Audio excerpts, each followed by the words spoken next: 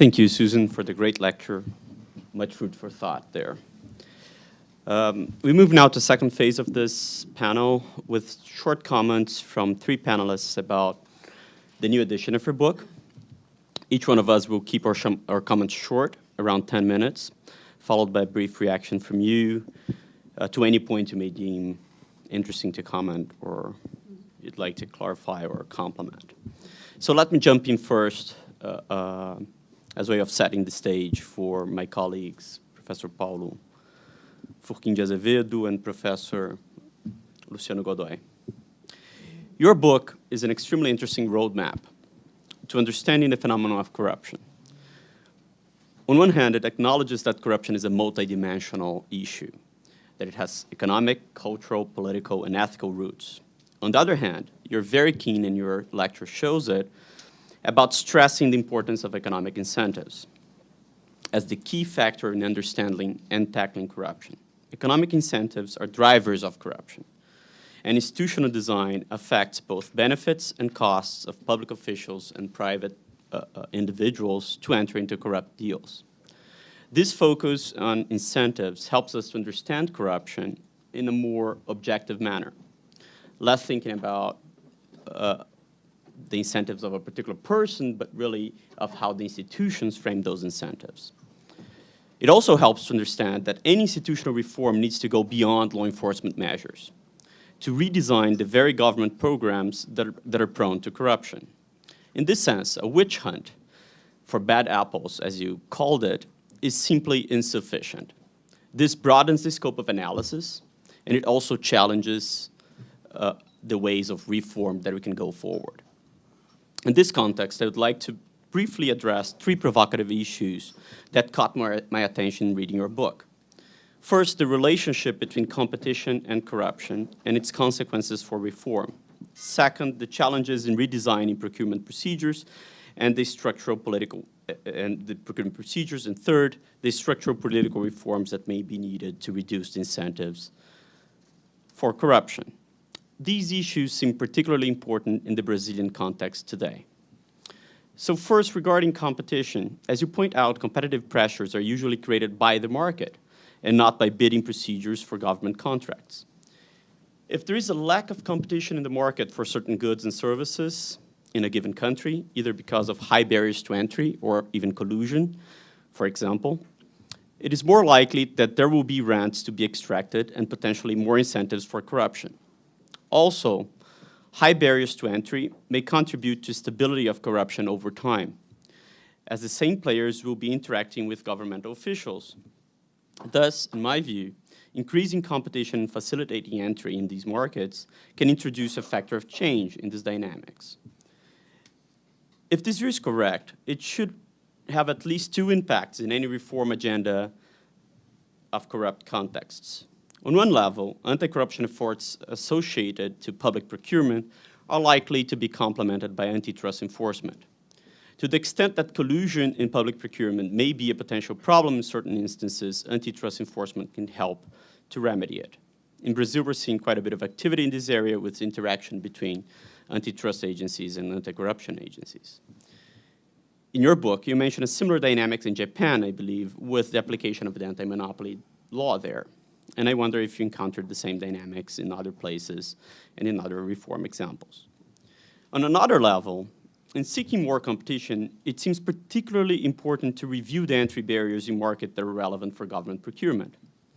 So, for instance, in Brazil, regulation on the engineering profession poses great barriers to foreign companies that want to use their experience from abroad as proof of qualification for local biddings in the construction works. Until very recently, this meant that only local companies, for instance, were considered qualifying for building certain types of infrastructure. One example is subway tunnels. In order to tackle these issues, it would be important to have a broad review of the regulatory barriers to entering local biddings and to implement international bidding procedures more frequently. In Brazil, they're still quite exceptional. This brings me to a second set of issues that you address in much detail in your book, the reform of public procurement, which is addressed mostly in Chapter 4, but you address in many other chapters as well. There are many interesting issues here, and I do not have the time to address them, including the Kelman's experiments during the Clinton administration. But one underlying problem seems particularly challenging, and you point that out: the issue of discretion in public procurement. On one hand, reducing discretion of government officials in relation to routine purchases of standardized products and services seems the best way to fight corruption. So buying toilet paper or general stationery materials should be simple, transparent, and should not allow for discretion. You just go for the lowest bid. There's a regular market for that, and the products are well known. However, in large-scale procurement of one-of-a-kind projects, as you call them, like dams, oil refineries, or subway tunnels, it's much more difficult. In these cases, you suggest that some expert procurement officers with some discretion to negotiate may achieve best results, which can then be monitored ex post by law enforcement agencies in a transparent manner. These lessons point in the direction of a more nuanced system of public procurement, and you already pointed out that the road banks recognizing that, than the one that we have in place today in Brazil, which has built many layers of ex-ante control in public contracts and public contracting in general, but has not been able to achieve either efficient purchases nor the elimination of corruption. More importantly, we need to build a civil service system with technical expertise and sufficient empowerment to take actual responsibility, to craft better contracts, and to choose better contractors. And I believe we're very far from that in many government agencies today. So that's a major need for reform. The third and last set of issues that I'd like to address in these short comments is the political reform. And you go deep into that in the book. In Chapter 11, you address the interface between corruption and political structure. And in Chapter 13, you point out how political reforms may play an important role in changing the incentives for corruption. As you know, Brazil has a presidential system with proportional elections for Congress, which is a system usually more open to corruption according to your studies. In addition to that, as you also pointed out in the interview you gave yesterday to Folha de São Paulo, the fragmentation of parties and the need to construct complex coalitions may lead to additional corruption incentives. Campaign finance is another area in which we have much need for reform, and we're now experimenting radical change with a total ban on corporate donations to electoral campaigns. Let's see how that works in this first election now. Big question mark. So reforms in the political system seem an appropriate piece of any anti-corruption agenda in Brazil. It's hard to think about moving forward without changing something in our political system. As you also point out, political scandals and economic crisis can be important triggers to reform, and we certainly have them both at this point. With significant media coverage reducing this lack of politicians at this point, a few new entries in the political market, like new parties coming up, and old players with much at stake in the discussion of corruption at this point, the environment seems to be quite favorable for change. In fact, it's hard to think about another country with such a clear setting for reform as Brazil. Yet, and this is the point I'd like to make, on the other hand, we have an interim government with some of the old incumbents holding a strong grip to the status quo, both in the executive and in Congress. So this leaves us with law enforcement agencies, including the Federal Prosecutor's Office, the Accounting Court, and the Judiciary, with some federal judges and the Supreme Court acting there, as the protagonists of any reform discussion so far. So it's basically the law enforcement agencies and the judiciary, focusing their attention almost exclusively on law enforcement measures. And then if you look at the 10 measures proposed by the Federal Prosecutor's Office, they're basically trying to make it better for law enforcement to implement the law, right? Which is good and it's important. But in this context, I think our biggest challenge is to move towards a broader reform agenda and to bring other actors into the table to discuss this reform agenda and to put together the measures to be implemented. And I'm afraid this may require a new leadership in the executive power and a new Congress with clear mandates for reform, which will happen only after 2018 elections. I think it's very hard at this point, or at least I'm skeptical, that we're going to have all these actors pulling together in a reform. The question here is what, if anything, can be achieved in the interim time? I mean, can we perfect our law enforcement agencies and our law enforcement laws? What else can we do? So with these three topics that I'd like to address, I'll turn to my colleague here at FGV, Professor Luciano Godoy, who is also a former federal judge and may bring a new perspective to this debate with all his experience in this field. Luciano, please. Good morning. I'm very pleased to be here with all of you today to speak about the second edition of the book Corruption and Government, written by Professor Susan, together with her co-author. As you know, Susan teaches law and political science at Yale University, and she is by far one of the leading experts on the corruption. It was a little ambiguous. Thank you. First, I would like to say thank you for those who worked to make this event happen. Special thanks to Caio Mário, Paulo Furquim, Oscar Vilhena, Dean of our school, and the coordinators of the school's anti-corruption study group, Professors Paulo Goldsmith and Maria Lúcia. And, of course, to Susan. Thank you for coming to our school and making time to attend this event.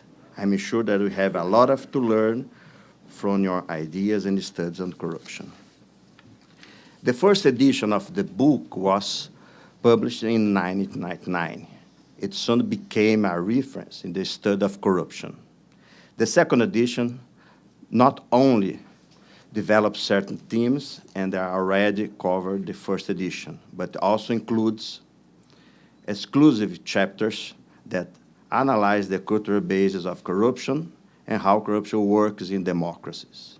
There is also a new chapter on criminal law. This is a good moment to discuss these issues in Brazil. We are currently experiencing one of the biggest political and economic crises in our country. Therefore, we have a scenario that provides an opportunity to discuss change and anti-corruption measures and campaigns. First, I must highlight that Susan constantly points out in her book that more vigorous law enforcement is very important, but it doesn't solve the need for structural reform. We're now starting to see some movements toward structural reforms in Brazil.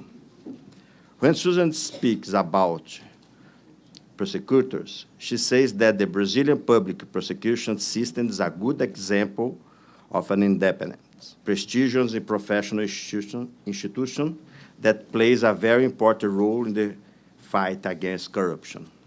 In that, we have witnessed that our federal public prosecutors have been very proactive, especially with its focus on the success of the famous Operation Lava Jato, called car wash, I don't know. In order to implement some structural change, our federal public prosecutors have proposed 10 measures against corruption. In my point of view, one of the most important measures is increasing the celerity of administrative improbity and anti-corruption legal actions. To reach this goal, it's necessary to create specialized courts to the complex of the case. This is the first point. These courts should be presided by judges with accurate knowledge of this subject, by judges that are able to dedicate their time to these matters. Currently, what you have is just courts that are overloaded with many complex cases. These very complex cases are always at the back of the line.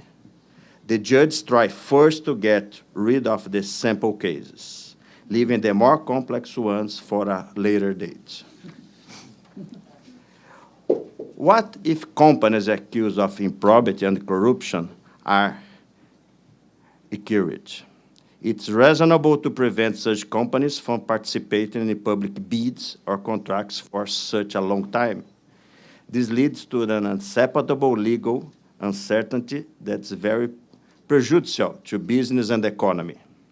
By the way, there is a bill of law that incorporates some the public prosecutor's proposals and goals, include the creation of these specialized courts, but the Congress has not analyzed it yet.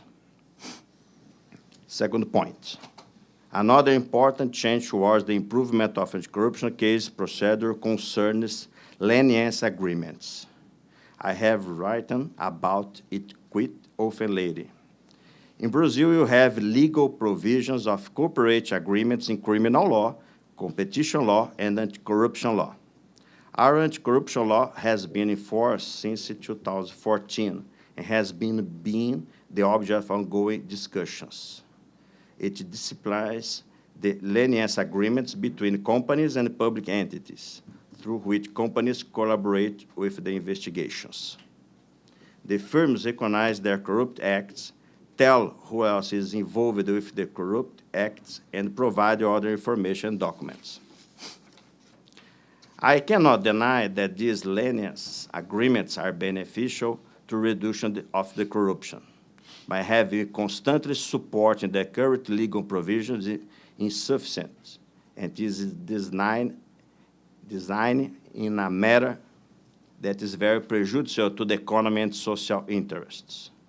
When Susan discusses leniency agreements in criminal law, she points out some details that I find essential for these agreements to be efficient. She said that effective deterrence is impossible unless law enforcement authorities can obtain relevant evidence. Further, she says, promise of law penalties or even rewards are often essential to encourage self-reporting. Susan Rose states that all this can only actually work in the probability of being caught and the level of punishment are high. Only in that way we can create incentives and self-reporting.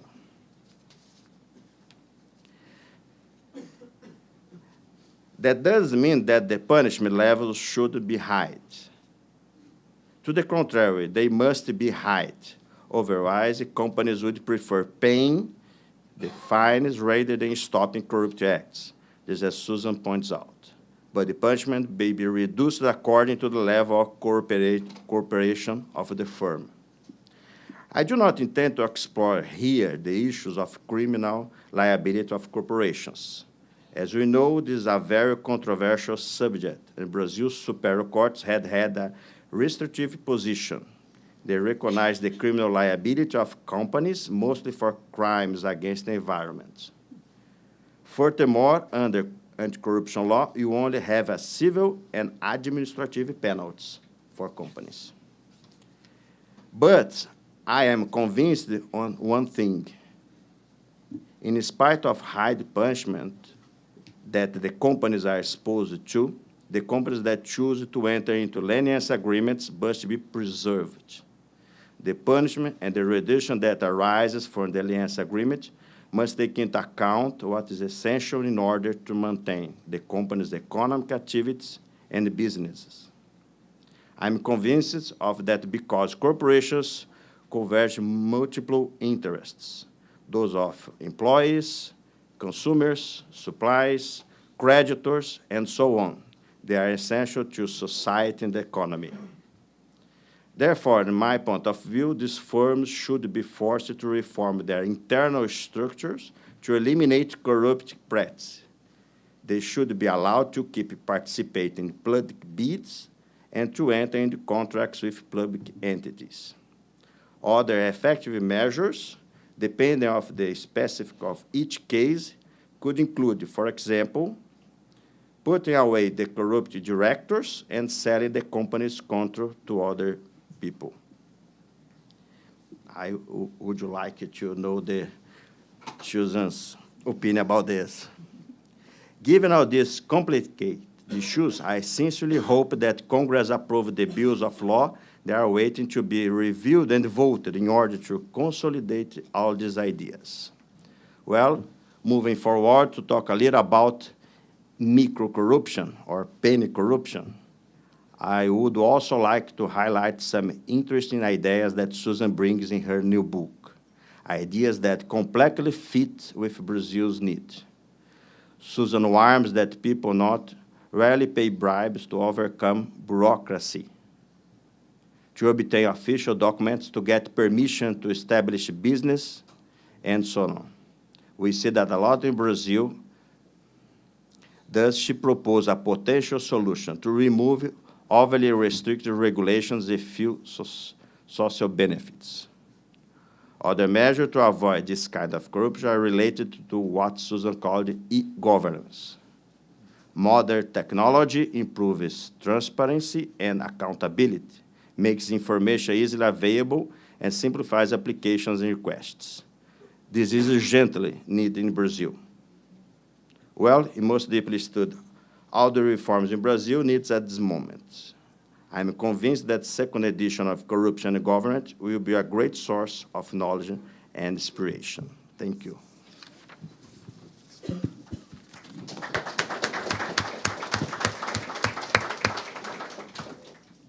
Thank you very much, Luciano. We turn now to Professor Paulo Furquim de Azevedo, Professor of Economics at INSPE, and a former commissioner of the Antitrust Authority as well. Thank you, Paulo, for being with us. Thank you, Kyle. And also I thank the São Paulo Law School, Oscar.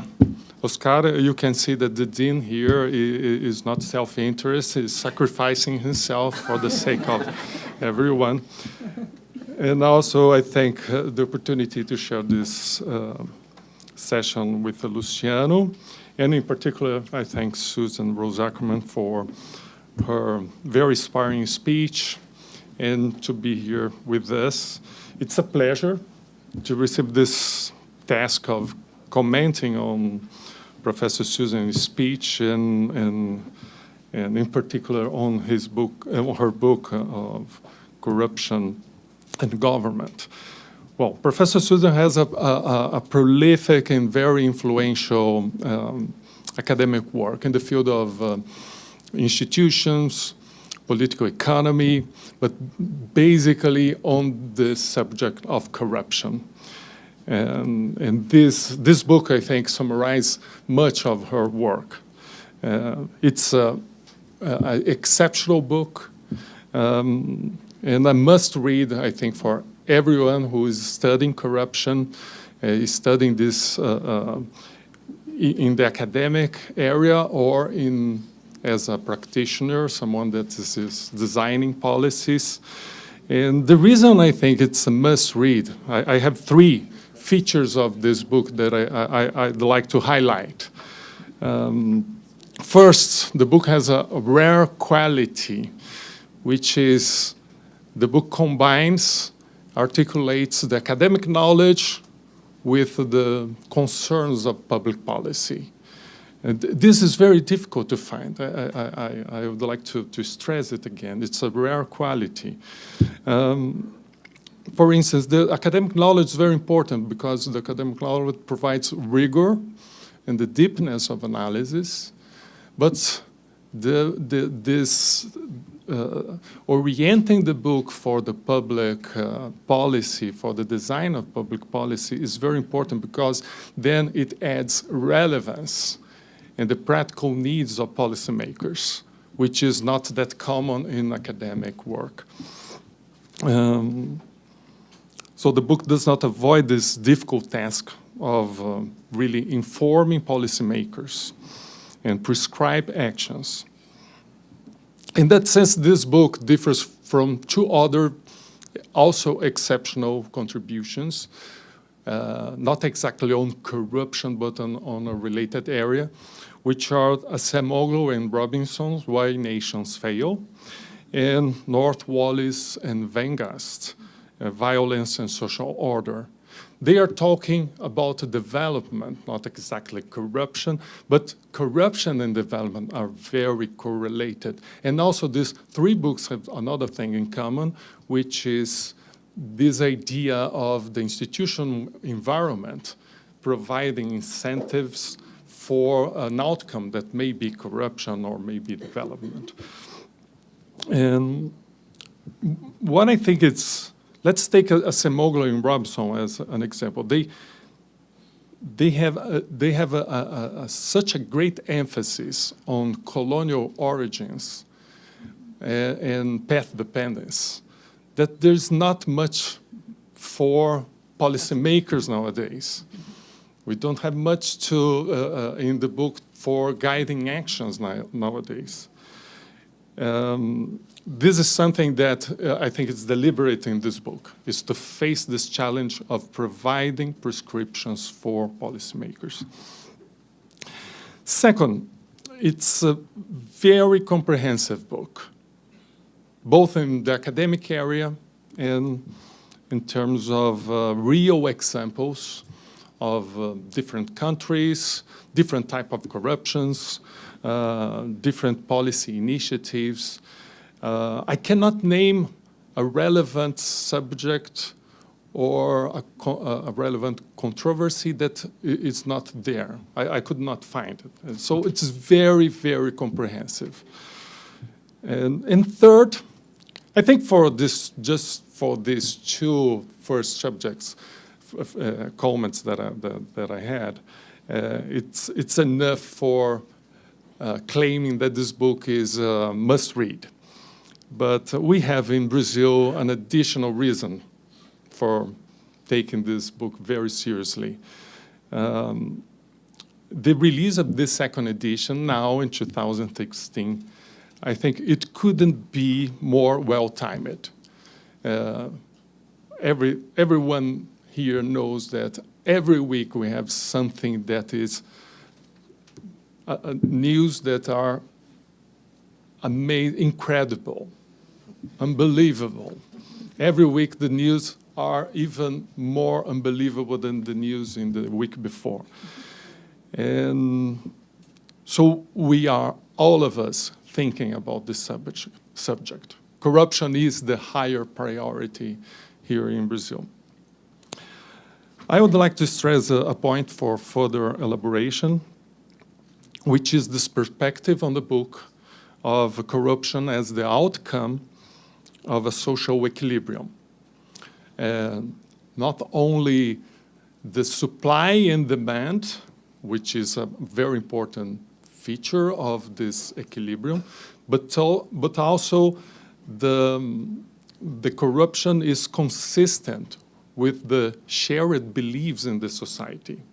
That's the reason we have this circle vicious or circle virtuous.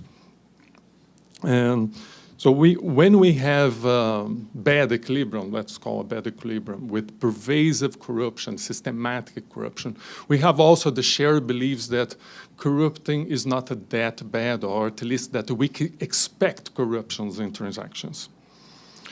And moreover, some actors in this bad equilibrium, they profit a lot from corruption.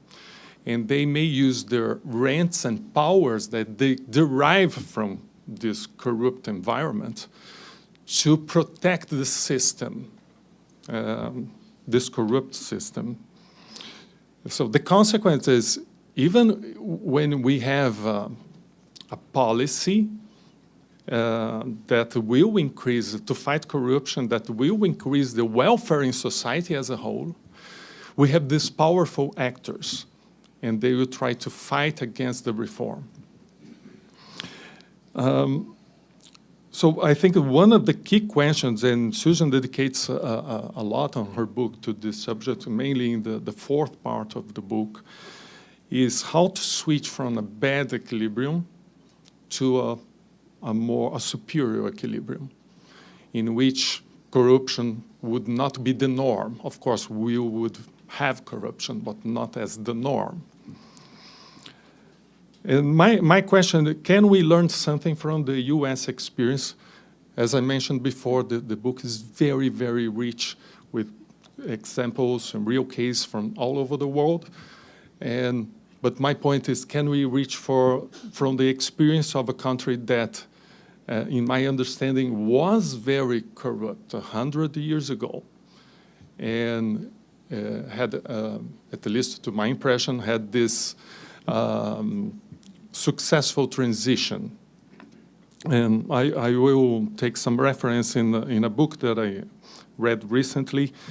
Is Plunkett of Tammany Hall by William Riordan. William Riordan was a journalist. He's interviewing actually this Plunkett, George Washington Plunkett. He was the head of one of the leaders of the Democrats in New York about 100 years ago, in the end of the 19th century, beginning of the 20th century. Tammany Hall was the organization they used it to work. And it's amazing, this book, how he describes explicitly corruption. It's even, we know that our politicians, several of them, are corrupt, but they don't say this explicitly. They actually deny in public. And in this book, he's completely free to say things that, let's say, to use self-dealing, to use privileged information to enrich himself.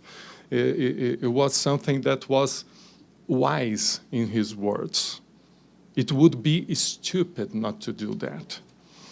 And he calls all this kind of thing, even big rigging cartel, as honest grafts, as opposed to really bad grafts that would be like extortion and more aggressive forms of corruption.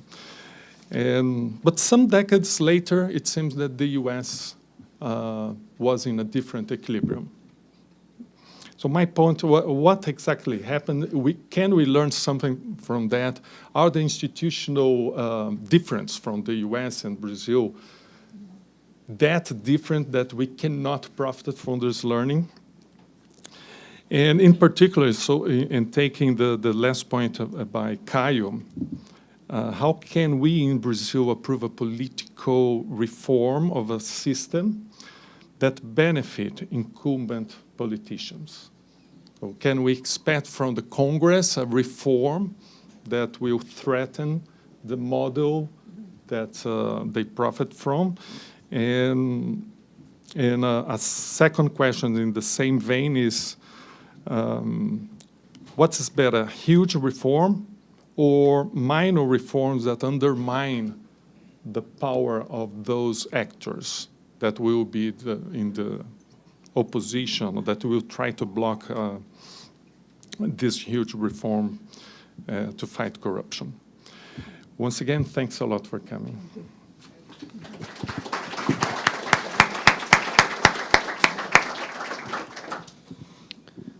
So Susan, back to you, your reactions to whatever you find. Okay, good. Thank you very much for those comments. Just a few things to say. Let me start with your question. I mean, first of all, of course, it is positive that Brazilians are upset about the corruption, that they're not just, maybe not everybody's upset, or maybe they're upset they've been caught. But I mean, there's a kind of general public concern about this, and that's positive. But then it's got to translate into something more concrete. Just to speak a little bit about the U.S. Case. I did a little bit of reading in American history about these transitions. This is not my own original research, but work done by others. And the thing that seemed to me particularly important, both in the U.S. case and in the U.K., which I also looked at, was that there was some kind of a coalition of different kinds of groups and people who were wanting some kind of a change, and then that once the change got going, it created more supporters for the change. That you were rather than it being overturned, because of course there are plenty of cases where you get a reform and then it gets the next guys that come in put it off. So what could you see in the U.S.? What you could see was a coalition of progressive reformers. Right, there had to be some sort of people who had a kind of ideology and really cared about it as something that they cared about a good government, but they couldn't do it all by themselves. There were portions of the business community in the U.S. who were suffering from the corruption that other portions of the business community were gaining from. Or they were themselves having to pay bribes and saw that it was just draining their profits. So there are a number of sort of case studies of corruption reform in some urban areas. including New York, that had to do with the important role of, say, the railroads, who felt they were being taxed too much to pay for the benefits that were going to other people, or other parts of the business community. So that it had to be a coalition, or not have to be, but it was a coalition of people with a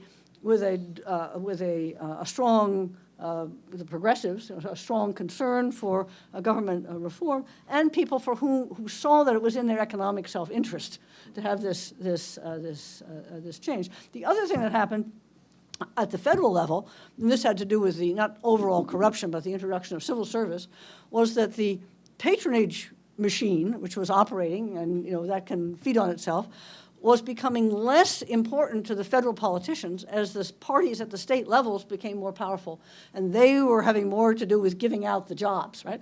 And so, and the federal politicians were getting criticized by some of their constituencies about the corruption that was going on. In this case, in the U.S., it was customs and the post office. We didn't have a big bureaucracy at that time. It may have been a little simpler in the U.S. Then. And there were some similar stories in the U.K. So that had to do with a decline in public employment, so people who wanted jobs. So you can say you get political benefit from giving out jobs, but if there's a contraction in the number of jobs, and you can only give out jobs to 1 out of every 10 people that come, there are 9 who are unhappy, as opposed to if there's a lot of jobs, then you can make everybody happy. So that fact that you were creating a lot of enemies or grumpy people at the same time helped to have reform. So it's that combination of the politicians themselves and the people with some ideological, in the good sense, concerns for good government, and portions of the economic elite that seem to be helpful. And then you build in some of the people that benefit that will then become supporters later on. This happened with civil service reform in the U.S. Let me also, I think it was interesting that you brought in Esamoglu and Robinson and the North Weingast Lewis book.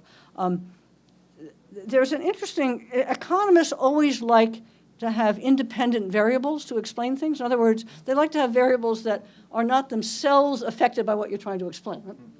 And that's great, because then you can feel some confidence in the statistics. But if that independent variable is history and culture, right, that's a kind of depressing conclusion, right? that we're sort of stuck with our background, right? And I think that's not, you don't have to take that as true, right? It's convenient from the point of view of making causal claims, but I think it's too negative a view about things. And just to give you these examples of reforms that happen, I think it's important to not get too jammed into path dependence.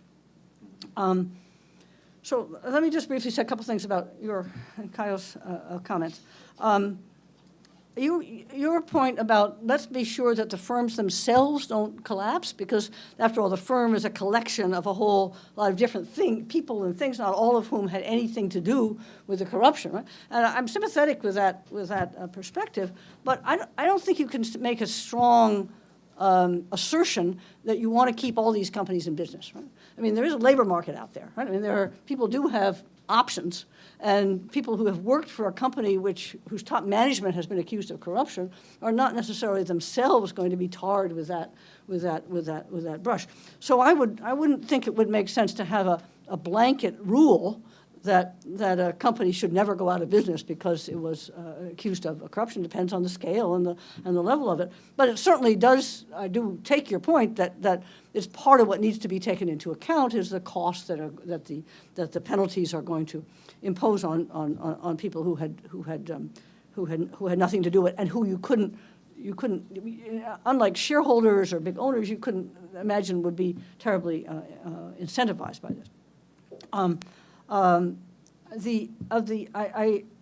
agree with Kayo's point about the prosecutor's list of things being all really interesting, useful things to think about, but a kind of only a piece of the story.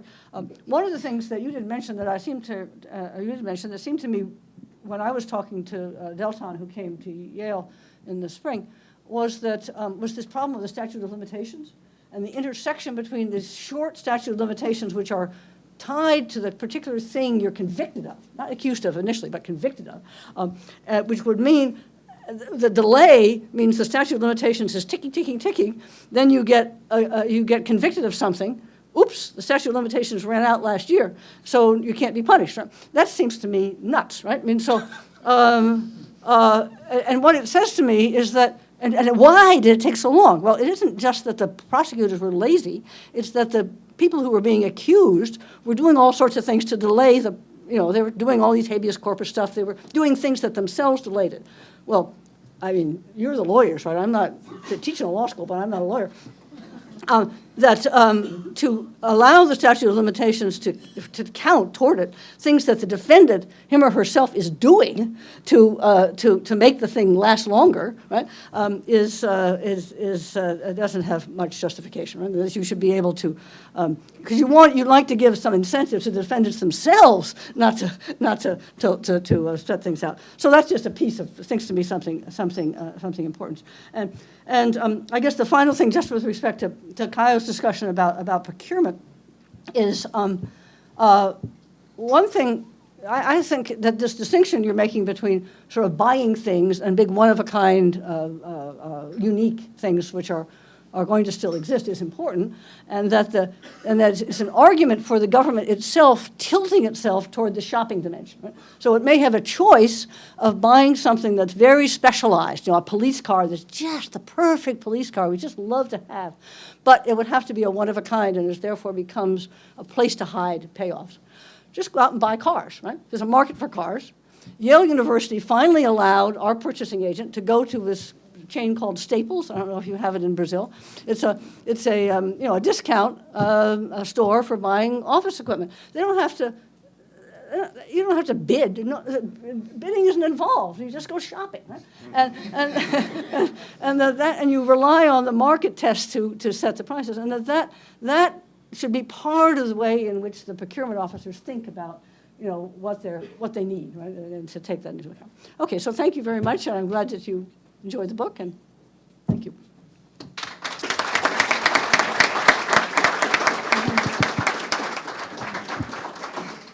Thank you, Susan. I'd just like to ask before we break for a coffee break and go for the other panel, whether there is any questions from the audience. Maybe we could take one or two, if there is any.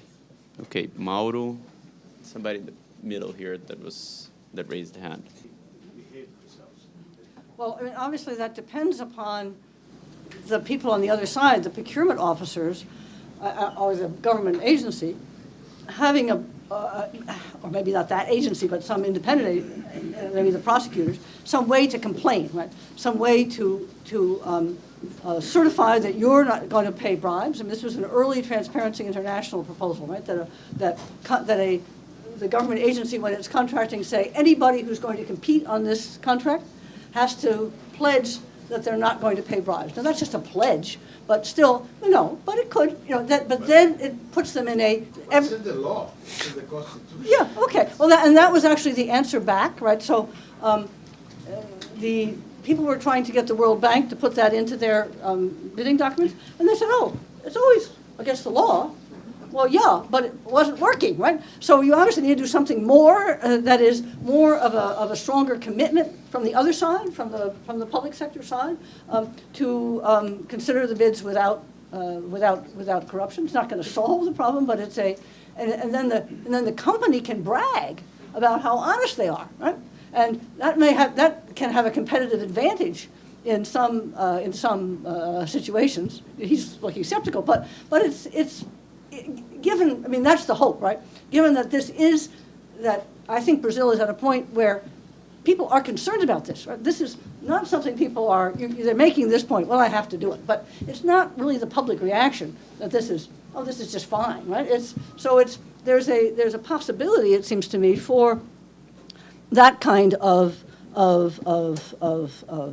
commitment from firms that are engaged in bidding on contracts to make it a selling point. That has to be a credible selling point. And I don't mean this is easy, but this is the prisoner's dilemma part of it, right? Everybody's doing it, I can't do it, right? And the point is to change it from a prisoner's dilemma to a kind of a cooperation game, you know, where everybody, it's in everybody's interest to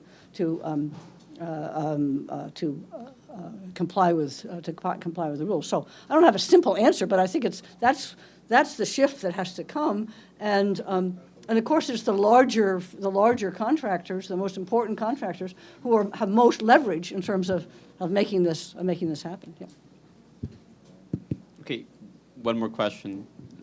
My question concerns instruments and tools that actually can curb corruption. I apologize in advance. Maybe it's like we can always blame on Katharina, because like my question is how we can maybe adapt some private law instruments into public law instruments. So we have a kind of a couple decisions, like the German court, that actually can, you have severity package that, and like golden parachutes that sometimes firms and directors, they are obliged to give back. And in Brazil, we have some instruments like that. But when it comes to public law, we have, as you said, in your book, you tackle constitutional design and how you can actually insert some instruments, like tort instruments, that you were actually a specialist as well. Essentially, it's effective, it's viable. Can we envisage suing governance and like trying to make them pay back the community? Like, can we sue them for damage for being corrupted? Essentially, is that my question? Yeah, that's an interesting question, and you're right. It's not something I've particularly worked on, probably in Brazil, but certainly in Europe, there's a sharper distinction between public law and private law than we have in the U.S. We kind of make that distinction, but it's a blurrier line. But I think it's an interesting thought of involving the private sector more in an anti-corruption activity. You probably know our Foreign Corrupt Practices Act does not have a private right of action connected with it. You could imagine adding that to it, but you'd have to amend the law to do it. I think it's something to think about. It's not going to be. The problem with private lawsuits, of course, is that it's not necessarily going to be in accord with kind of broader public priorities. It's the sorts of suits you get may be biased in a particular direction toward ones that will, if the damages are coming to whoever brings the lawsuit, is only a subset or only a piece of the bigger story. But I guess my basic point is fine. Keep on working on that. Sounds like a good topic. Yeah. Thank you very much. I think we're going to break now for a coffee break, and then we're going to reassemble for the other panel, which should be very lively with questions from the panelists, questions from the audience, and so this would give us the opportunity to actually tap on Susan's studies much more. Thank you very much for all.